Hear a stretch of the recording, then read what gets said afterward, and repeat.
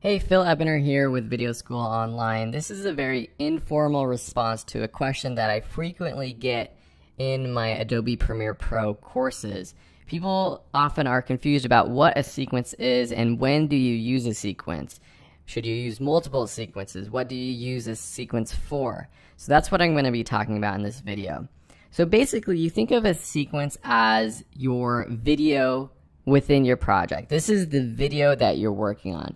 Your entire project can consist of multiple sequences, and there's different ways people use sequences. I personally use a sequence as an individual video that I'm going to edit together and then I'm going to export. But you can imagine that a project might have multiple videos within it. For example, this is just a test project that I've set up, but I've imported screen records or video that I'm going to edit down from another course that we're working on for the Mavic drone. So here you can see, which kind of helps you understand what we're doing, that I had multiple video takes for specific lessons. So for lesson 2.1, we have 3 videos that we're going to put together. So the first question is, how do you create a sequence? Well, the easiest is just to drag your video clip into this new item button down here. And we've learned that if you've watched the Premiere Pro course, this matches the sequence settings with the video content itself. So you can see actually this video content is vertical iPhone footage from the app. So if we want to edit it that way, that's perfectly fine. That matches the sequences. So someone asked me in a class, do you create a new sequence for every piece of media? No, you would not create a separate sequence for this second video. Because this is the same lesson or the same video we're going to be putting together, it's just another piece of media, we're going to add it to this sequence. So now I have 2 video clips on this sequence. And we have one more, which is this video right here, 2.14. And I'm going to add this to this sequence as well. So now I have this one sequence and it has multiple clips on it. And now this is what I think of as one video. I'm going to work through all of these video clips that we've added, edit it down, and that's going to be one lesson or one video. The next lesson that we're going to be working on, which is going to be a completely separate video that we export, is this second one, 2.2, photo video settings. So I would create a new sequence with this, again, by just dragging this into the new item button. You can see this is a different type of sequence, so the settings are a little different. Now, I'm not going over settings. I probably wouldn't actually edit it with these settings right here.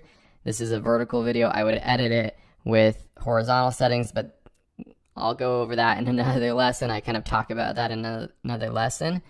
But now you kind of understand that we have 2 sequences, and let me move them outside of this main folder because it's kind of confusing.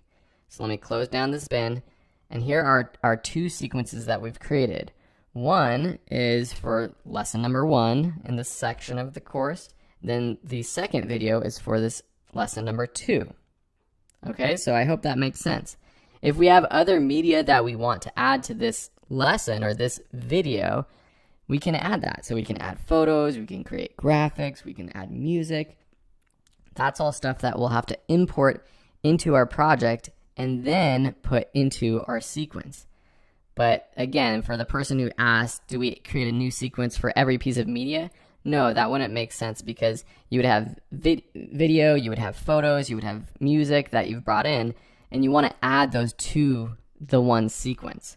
So that's one way to use sequences, by basically having a sequence for every piece of content.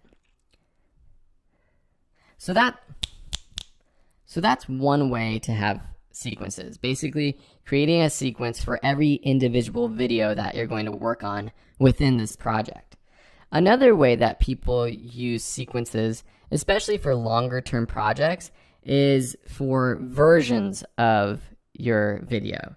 So for example, a lot of people are just using Premiere Pro to edit one video for one project. You don't have multiple videos in a single project. So in that case, for example, let me just delete this second sequence that we created. So now all we have is this first sequence. And I'll call this, let's call this documentary rough cut.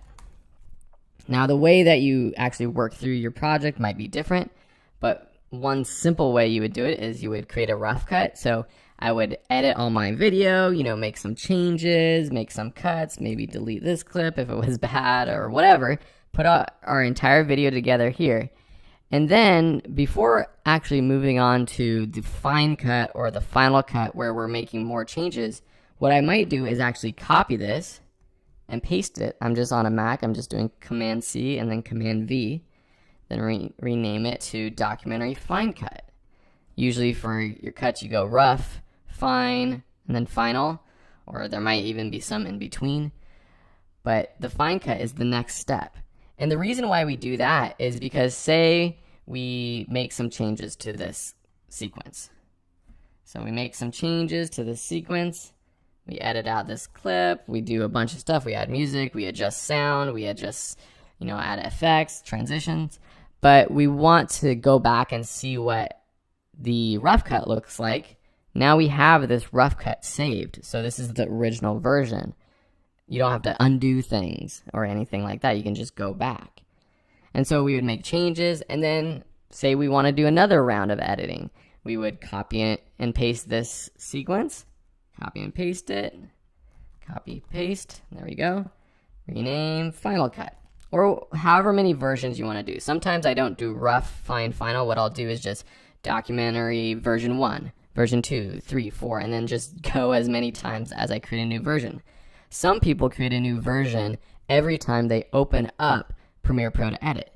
Some people create a new version every new day that they work on their project. Some people create new sequences and new versions every time they make some major changes and they know that they want to be able to go back to the previous version.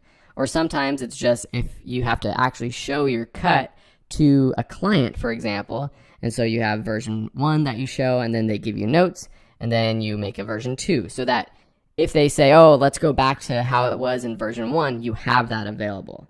So those are the two ways that most people use sequences within a project. The first is remember that within a project, you can create multiple videos. So you can actually create multiple videos within this one project. For example, if you're creating a YouTube series, you might only have one Premiere Pro project. You don't necessarily have to create a brand new Premiere Pro project for every single new video. You might just add all of those tutorials and things or series you're creating to this one project, but you export out and you edit different videos from this one project. The second way to use sequences is for versioning. So if you start with a rough cut and then you work your way through the versions. And then I'll just mention one last way that people use sequences, and that's if you're creating a really long project, a narrative film or even a documentary that is longer than 10-15 minutes that has multiple scenes. Some people like using different sequences for different scenes. So, you take any movie and the opening scene is inside an office building. So you would edit that scene as one sequence. But then if you cut to the next scene, which is outside at someone's home or whatever it is, that next scene you would edit in a different sequence so that you have it all sort of split up. It's more organized that way. And then at the end, you can put it all together in one sequence. But when you're building out each scene, you work on them separately. And that can also help with it's not as much of a problem anymore, but with Premiere Pro, when you have these big, long sequences that are hours long with lots and lots of clips, lots of edits, sometimes Premiere Pro can get a little buggy. And so it's good to actually separate those into smaller sequences. It's not as much a problem as it was a few years ago with the new versions of Premiere Pro. But anyways, I just wanted to mention that. And I just wanted to kind of walk through this process, my thoughts for using different sequences. I hope this was helpful for people who were confused. If this was the video you were looking for, please let me know in the comments of this video so I know that, the right people are getting to this video. If this was not the video you were expecting, let me know and let me know what you were searching for or how you would better find this video. Because I want to make sure that the title of this video and the description match what people's expectations are so you're finding it on YouTube or wherever you're watching it. Anyways, thanks so much for watching. If you have any other questions, let me know. Otherwise, we'll see you in another lesson or video or over at videoschoolonline.com. Have a great day.